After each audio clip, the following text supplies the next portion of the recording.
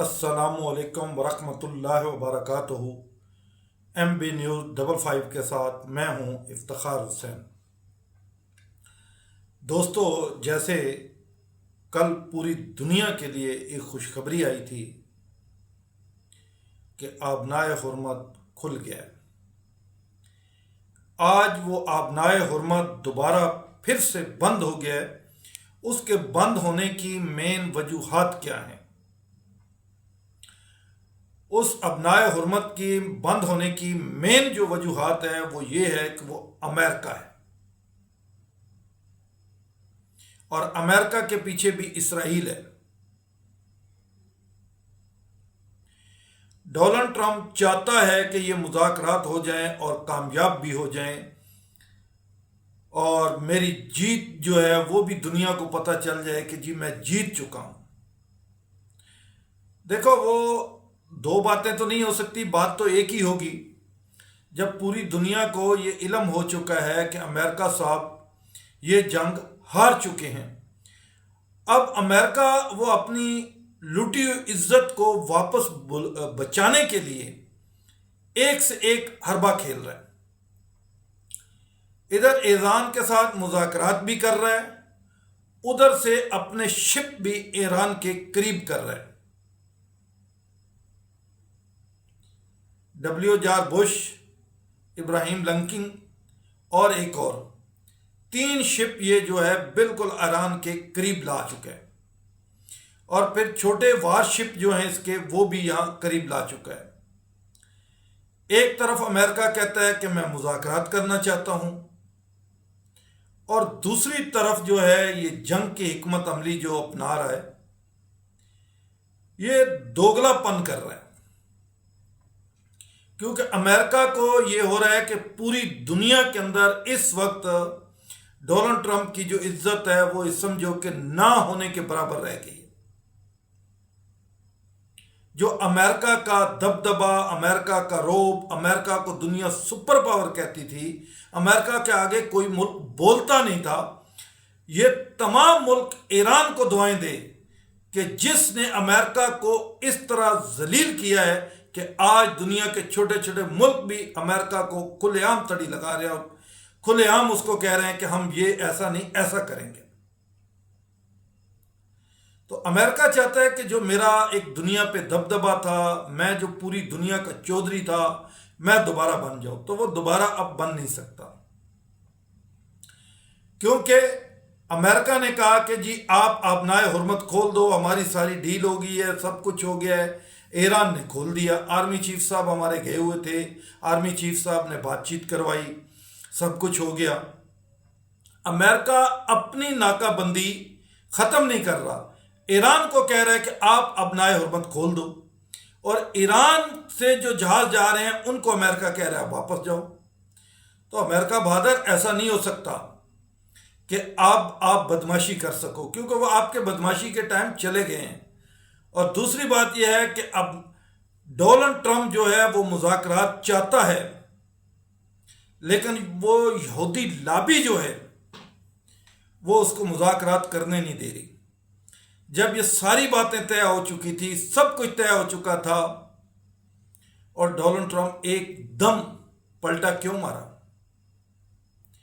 क्योंकि जो Donald Trump का अपना दामाद है जो यहूदी लॉबी से है, उसने अपना मोबाइल दिखा दिया। उसने कहा, सर जी ये जरा देख लें कि इसके अंदर आपकी क्या क्या मौजूद है। अब वो मैं नाम नहीं लेना चाहता। डोनाल्ड ट्रंप को जब वो चीज दिखाई गई, उसको कहा कि आप ऐसा नहीं कर सकते। डोनाल्ड ट्रंप पूरी दुनिया के आगे भड़के मार रहा है, लेकिन अपने ही दामाद के हाथों ब्लैकमेल भी हो रहा है। डोनाल्ड ट्रंप इसीलिए तो सुबह कुछ और बयान देता है, रात को कुछ और बयान देता है। अब वो छोटा सा क्लिप जो है वो डोनाल्ड ट्रंप के गले की हड्डी बन चुका है, और कई ऐसी चीजें हैं जो डोनाल्ड ट्रंप करना चाहता है मगर कर नहीं पाता।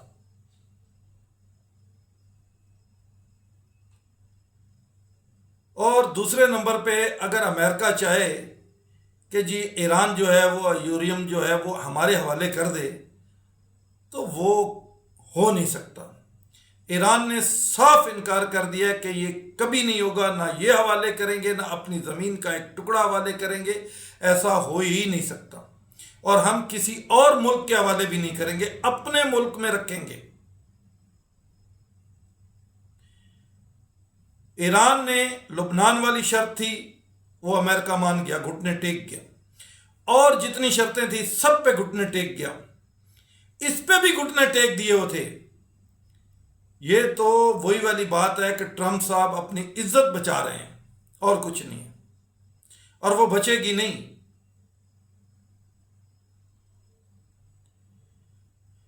और दोस्तों, पूरी दुनिया को इस वक्त सोचना होगा, पूरी दुनिया को, सिर्फ एक किसी मुल्क को नहीं, पूरी दुनिया को। अमेरिका जब चाहता है, जिस मुल्क पे चाहता है हमला करता है, जिस मुल्क पे चाहता है पाबंदी लगा देता है। क्या ये पूरी दुनिया का बाप है? ये जितने भी कहते हैं कि हम खुद मुख्तार मुल्क हैं, इनकी खुद मुख्तारी कहां चली जाती है अमेरिका के आगे?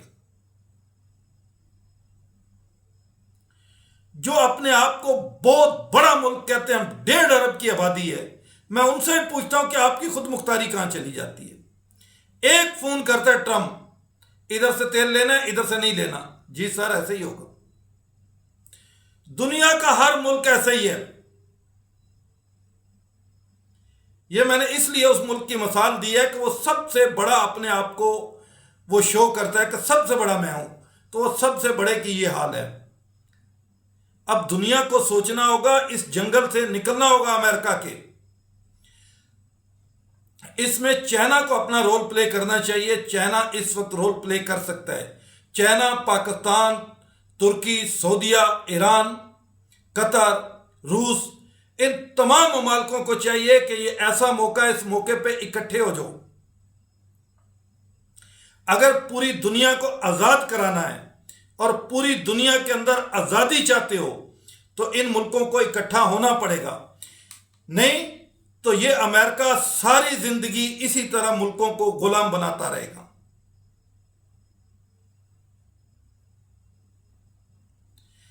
ये देख ले सारे मुल्क के ईरान अकेला, और उसके सामने 2 सुपर पावरें थी, दोनों को उसने घुटनों पे मजबूर कर दिया। घुटनों पे आ गए दोनों।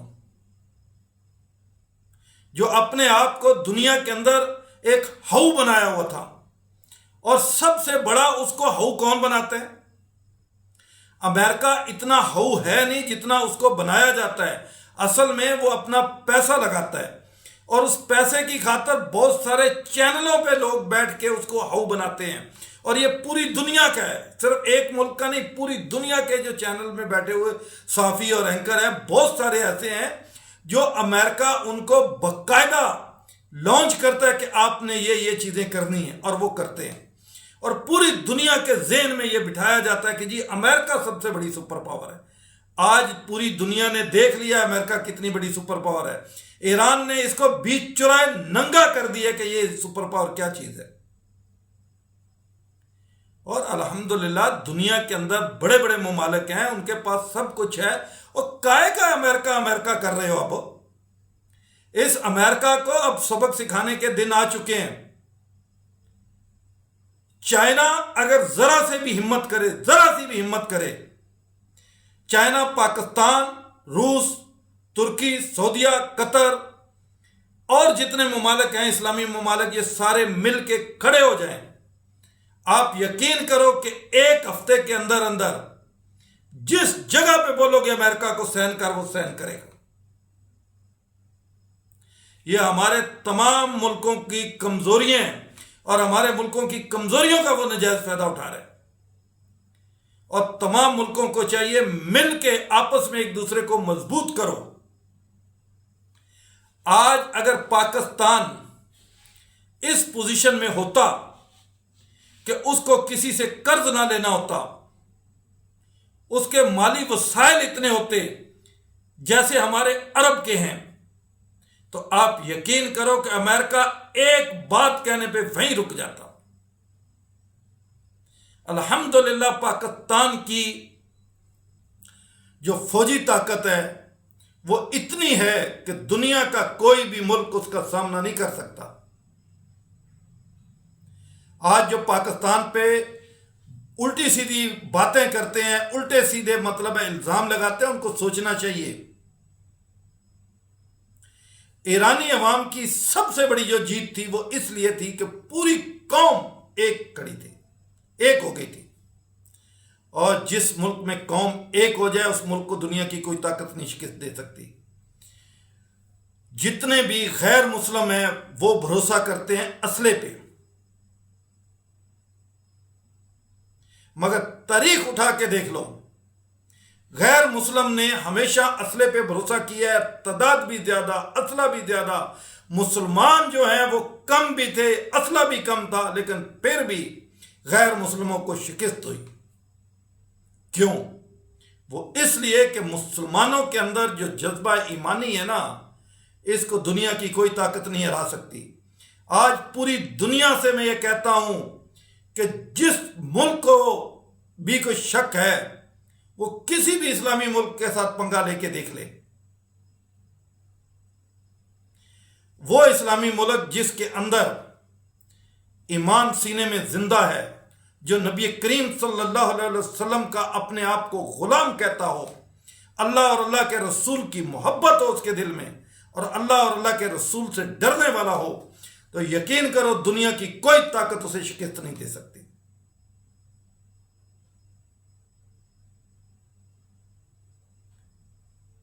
हजरत इमाम अली मुकाम ने पूरी दुनिया के सामने यह मिसाल कायम कर दी कि मुसलमान बातिल के सामने झुकता नहीं है, सर कटवा लेता है मगर झुकता नहीं है। तो ईरान तो इमाम हुसैन का मानने वाला है, वो तो इमाम हुसैन के नक्शे कदम पे चल रहा है। ये बातिल उसको क्या झुकाएंगे? ये ऐसे दो मुल्क और भी मिल जाएं फिर भी ईरान को शिकस्त नहीं दे सकते। जितनी मर्जी ईरान पे बमबारी कर लें, ईरान का एक बंदा भी अगर बचा हुआ है तो वो भी इनसे जो है सिलेंडर नहीं करेगा। ये सोच लें अपने ज़हन में। और ईरान के अंदर चाहे औरतें हों या मर्द हों, सब के अंदर एक ऐसा जज्बा है कि वो लड़ने के लिए तैयार बैठे हैं। और अमेरिका को आज भी बेहतर है कि अपने होश के नाखन ले और वापस चला जाए, इसी में उसकी बेहतरी है। जो रही खई इज्जत है वो भी अपनी गुआएगा। यहां पहले तो खाली पतलून उतरी है, अभी ईरान पूरा नंगा कर देगा इस अमेरिका को। या तो डोनाल्ड ट्रंप अपना मुल्क बचा ले या अपनी जात बचा ले। वो यहूदी लॉबी के हाथों मजबूर है, क्योंकि यहूदी लॉबी जो है वो उसको दिखा देती है कि देख ट्रंप ये है तेरे कारनामे। ये अब अमेरिकन अवाम को भी सोचना होगा कि अमेरिकन अवाम अपना मुल्क बचाना चाहती है या सदर ट्रंप को बचाना चाहती है। क्योंकि सदर ट्रंप की जो हकीकत है वो अमेरिकनों के सामने भी है। इसराइल को पता है, पूरी दुनिया में हर मुमालिक इस टाइम इसराइल से नफरत कर रहा है सिवाय एक अमेरिका के। जिस जिस मुल्क के अंदर इंसानियत है वो सब के सब मुल्क, चाहे वो मुस्लिम है या गैर मुस्लिम है, वो इसराइल से नफरत कर रहे हैं। और जिन मुल्कों के अंदर इंसानियत ही नहीं है वो आज भी इसराइल के साथ खड़े हैं। सरे फरिश्त अमेरिका और भारत दोनों उसके साथ खड़े हैं, जिनके दिलों में इंसानियत का दर्द ही नहीं है।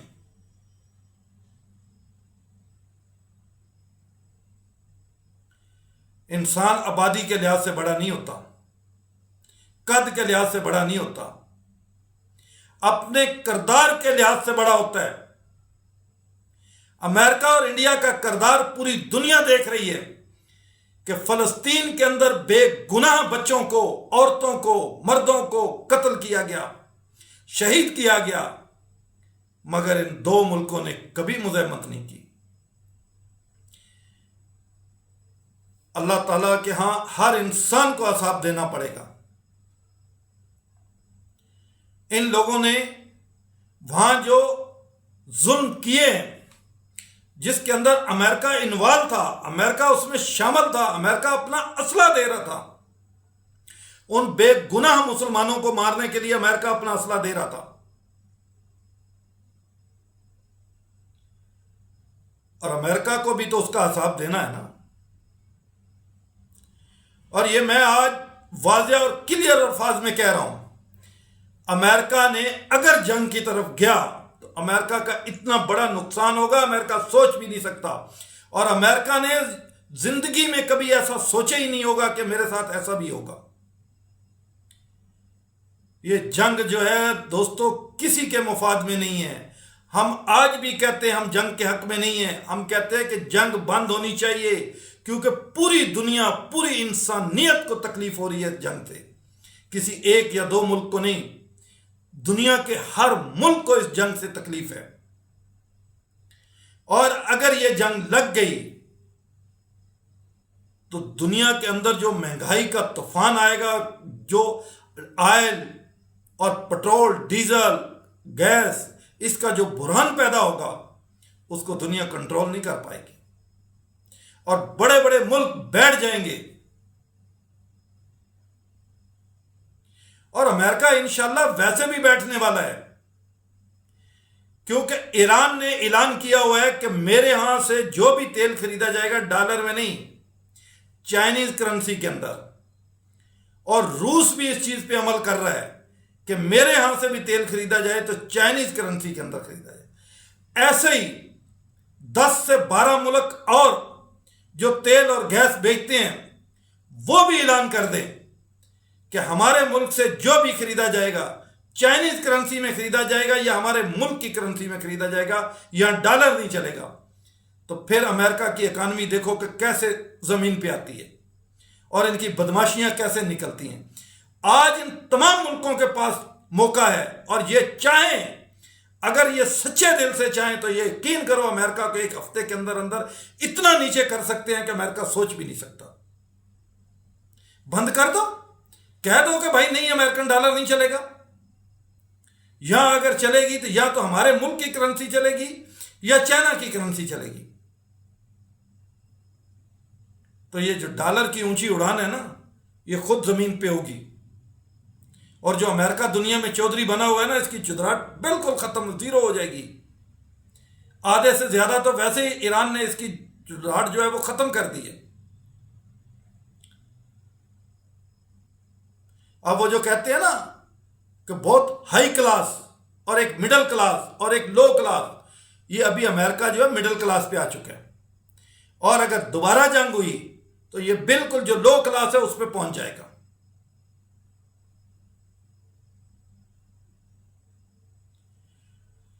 और इसके अंदर चाइना और पाकिस्तान को अपना एक और अहम रोल अदा करना होगा। अगर अमेरिका नहीं मानता, अमेरिका मुज़ाकरात की टेबल पे अगर नहीं आता, तो अमेरिका के साथ फिर यही किया जाए कि तमाम ममालिकों से मिलके डॉलर को वहां से जो है छुट्टी कराई जाए और चाइनी करेंसी को इन किया जाए, या उस मुल्क की अपनी करेंसी हो या चाइनीज करेंसी हो, डॉलर को जो है डॉलर को वहां से आउट किया जाए। तो जब डॉलर को आउट करोगे तो डॉलर खुद ब खुद जमीन पे आएगा और अमेरिका की बदमाशियां जो है ना वो जमीन के अंदर चली जाएंगी। देखो, इन दो मुल्कों ने पूरी दुनिया का अमन तबाह किया हुआ है। पूरी दुनिया के अंदर समाजी आलमी दहशत गर्दी फैलाई हुई है इन्होंने। ये एक किस्म के जो समाजी गुंडे होते हैं ना, ये वो समाजी गुंडे हैं दोनों।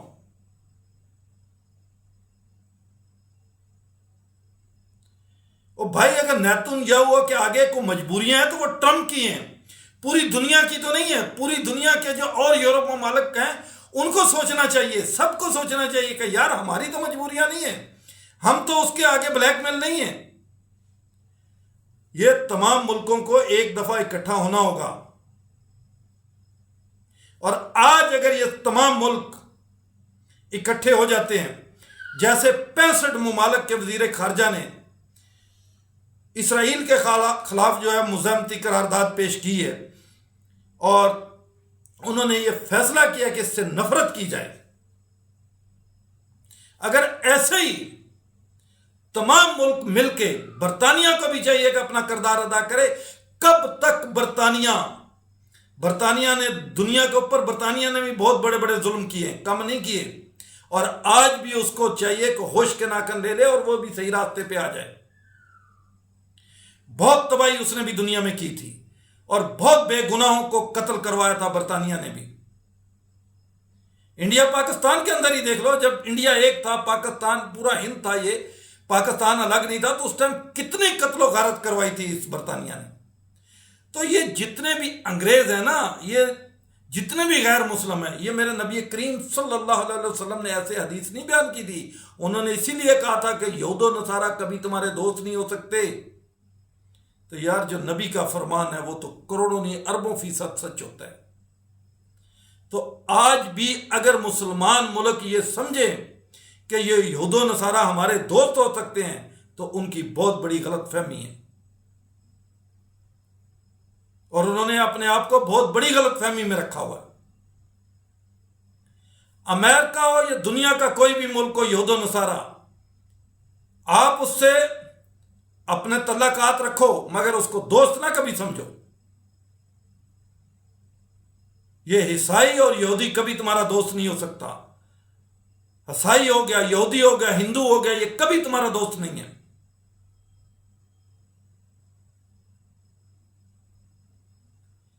आज जो है, आज भी मैं कहता हूं कि सारे मुल्कों को, बाहर वालों को छोड़ दो, सिर्फ इस्लामी मुल्क जो है वो एक होके खड़े हो जाएं। उसके बाद आप देखो अमेरिका और इसराइल की बदमाशियां कैसे बंद होती हैं। एक दिन नहीं लगेगा, एक दिन। इसराइल जो भी काम करता है अमेरिका की रजामंदी से करता है। जितनी कत्लो गारत करता है अमेरिका के कहने पे करता है। हर कत्लो गारत के अंदर अमेरिका बराबर का शरीक है उसके साथ। और इन मौकों पे जो मुल्क, चाहे मुसलमान है या गैर मुस्लिम है, जो मुल्क भी इनका साथ देता है वो भी बराबर का शरीक है उनमें।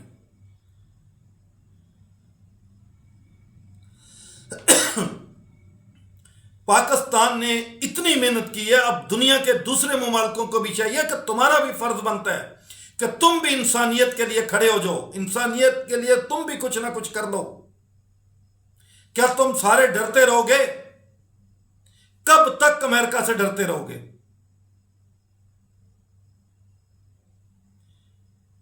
यार, कम से कम एक इंसानियत की खातिर तो सब खड़े हो जाओ, इकट्ठे हो जाओ। अगर ये तमाम मुल्क इकट्ठे होके एक आवाज अमेरिका को पैगाम दे, तो यकीन करो कि अमेरिका एक घंटा नहीं लगाएगा, उस घंटे के अंदर अंदर उस पैगाम पे अमल करेगा। मगर अफसोस ये है कि हम लोगों को, पूरी दुनिया को ऐसे बांट दिया गया है, ऐसे दुश्मन बना दिया गया कि वो कभी भी आपस में एक नहीं हो रहे।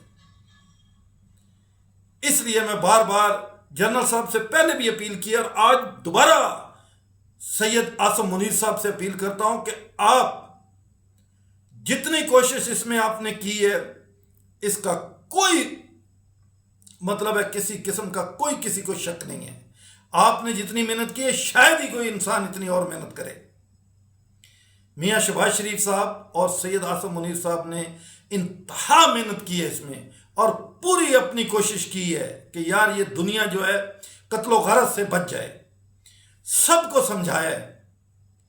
अगर ये लोग फिर भी ना माने तो जनरल साहब फिर एक ही हल है, आप तमाम आलम इस्लाम को इकट्ठा करो और सऊदिया इंशाल्लाह आपके साथ खड़ा है, तुर्की आपके साथ खड़ा है, कतर आपके साथ हो जाएगा और बांग्लादेश भी आपके साथ हो जाएगा और दुनिया के और बहुत सारे ममालिक आपके साथ होंगे और चीन तो आपके साथ है ही है।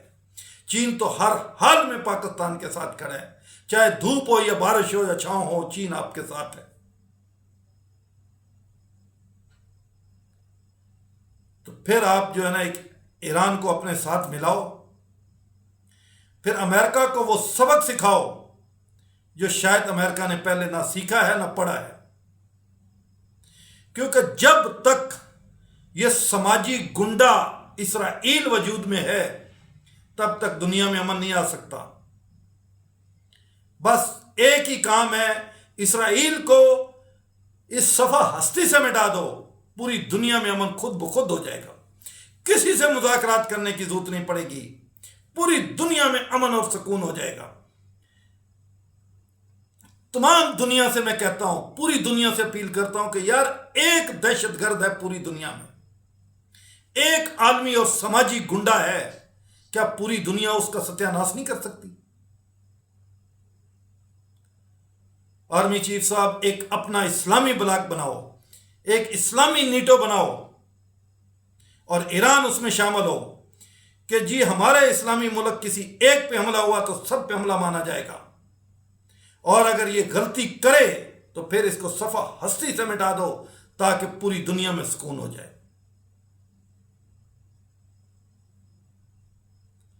और मुज़ाकरात से ना हम कल ना उम्मीद थे, ना आज ना उम्मीद है। और अमेरिका ये अपनी धमकियां भी दे रहा है, और अमेरिका की एक मजबूरी भी है मुज़ाकरात करना।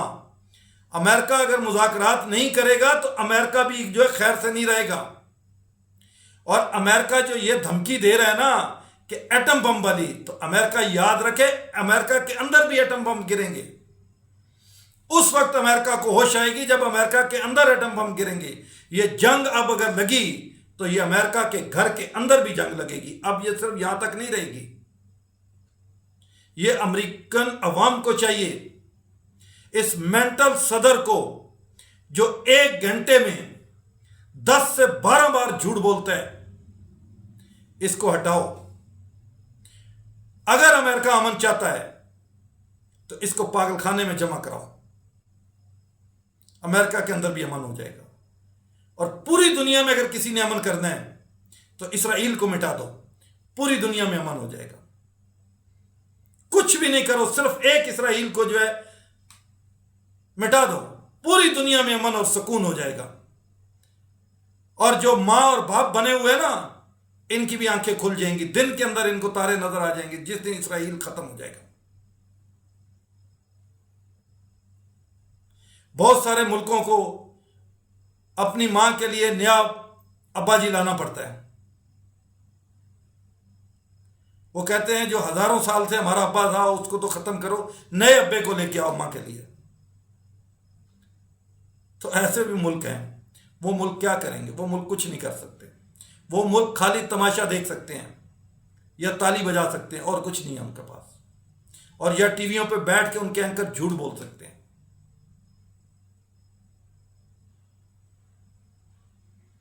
बाकी तमाम दोस्तों से अपील है कि अगर वीडियो अच्छी लगे तो इसको शेयर भी करो, सब्सक्राइब भी करो, और कोशिश करो कि इसको आगे तक पहुंचाओ।